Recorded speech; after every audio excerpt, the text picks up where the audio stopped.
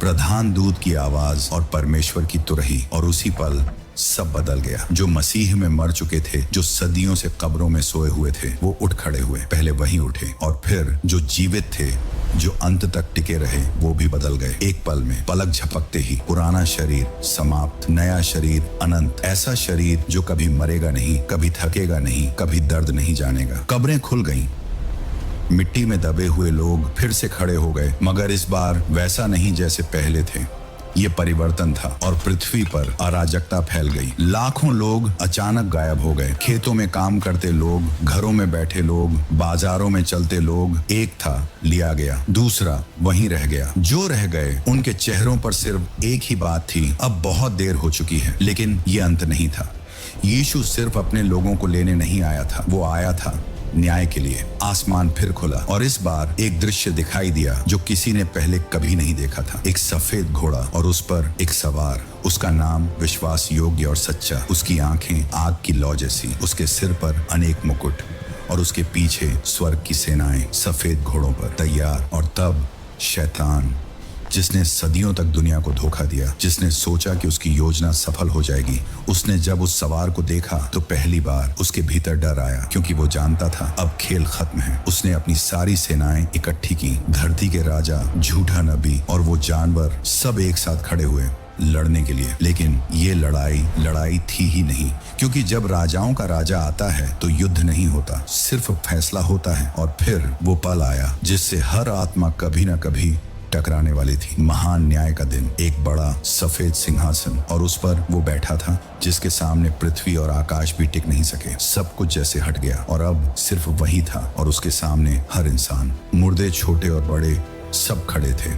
हर वो इंसान जिसने कभी सांस ली, हर वो जिसने कभी कुछ किया, हर वो जिसने सोचा कि कोई नहीं देख रहा। आज सब सामने था। कोई छुप नहीं सका, कोई भाग नहीं सका, कोई बहाना नहीं चला, क्योंकि जो सिंहासन पर था वो सब जानता था। और फिर पुस्तकें खुली, एक एक करके। हर जीवन का लेखा सामने आने लगा। हर शब्द, हर काम, हर सोच, कुछ भी छुपा नहीं था। वो पल जब इंसान को एहसास होता है कि कुछ भी कभी छुपा हुआ था ही नहीं। और एक और पुस्तक खुली, जीवन की पुस्तक। अब फैसला आसान था।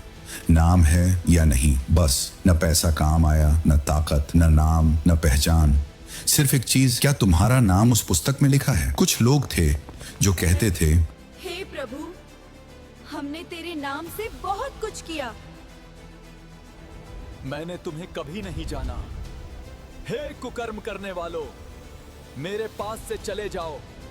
क्योंकि वहां धर्म नहीं, रिश्ता मायने रखता था। लेकिन कुछ और लोग भी थे, दुनिया की नजर में छोटे, कमजोर, भूले हुए, मगर उनके नाम उस पुस्तक में थे।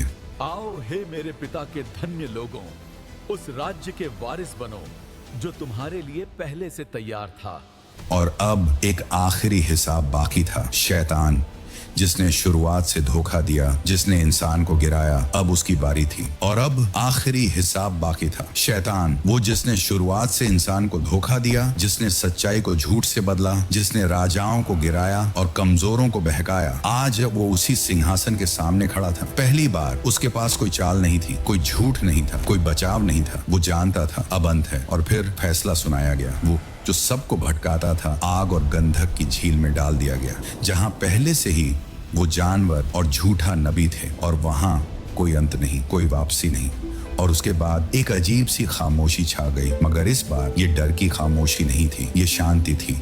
जैसे एक लंबी लड़ाई के बाद आखिरकार सब खत्म हो गया हो, और फिर कुछ नया शुरू हुआ। फिर मैंने नया आकाश और नई पृथ्वी देखी। पुरानी दुनिया चली गई, दर्द वाली दुनिया, आंसुओं वाली दुनिया, अन्याय वाली दुनिया, सब खत्म। और एक नया शहर उतरा, नया यरूशलेम, स्वर्ग से, इतना सुंदर जैसे दुल्हन अपने दूल्हे के लिए सजी हो। उसकी रोशनी सूरज की नहीं थी, चांद की नहीं थी, वो परमेश्वर के जलाल की रोशनी थी। और एक आवाज आई, अब परमेश्वर मनुष्यों के साथ रहेगा, वो दूर नहीं रहेगा, वो उनके बीच होगा हमेशा के लिए। और फिर सबसे खूबसूरत वादा, वो हर आंसू पोंछ देगा।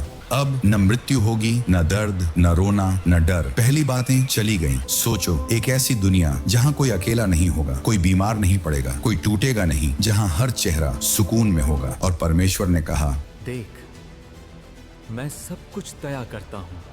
और उस शहर में जीवन की नदी बह रही थी। जीवन का वृक्ष था और वहां रात नहीं थी, क्योंकि प्रकाश खुद परमेश्वर था। और फिर आखिरी आवाज, मैं शीघ्र आने वाला हूँ।